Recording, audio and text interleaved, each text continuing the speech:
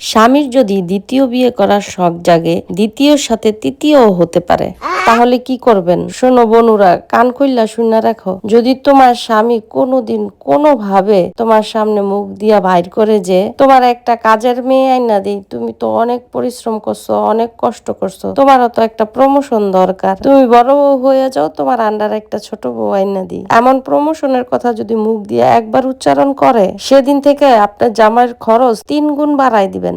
আগে যদি দিনে 1 কেজি চাল খরচ হইতো, এরপরে দিনের থেকে 3 কেজি চাল বাড়াই দিবেন। আগে যদি মাসে 1 লাখ টাকা খরচ হইতো, এরপর থেকে মাসে 3 লাখ টাকা খরচ করবেন।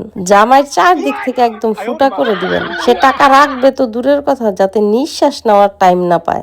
বাচ্চা এটা খাইতে চাইছে, রান্নাঘরের এটা ভাঙা গেছে, ওইখান দিয়ে এটা ছুইটে গেছে, এই খাটে আর ঘুমানো যাবে না, ইত্যাদি ইত্যাদি যা পারেন তা খরচ করাইবেন। ঘরের ফ্যান লাইট সব সারাদিন ছাইরা রাখবেন, যাতে ইচ্ছা মতো কারেন্ট বিল ওঠে। এমন ভাব শুরু করবেন যাতে জামাই নিজেই পাগল হয়ে যায়। বেটা মানুষের এসব কুবুদ্ধি মাথায় কখন আসে জানেন? যখন একটু বেশি হাতে টাকা হয়ে যায়। জামাইয়ের মাথায় এসব কুবুদ্ধি আসার সাথে সাথে আপনাকে পদক্ষেপ নিতে হবে, বসে থাকলে চলবে না। জামাই যদি হয় শের, আপনাকে হইতে হবে সোয়া শের। বুঝলেন না ব্যাপারটা?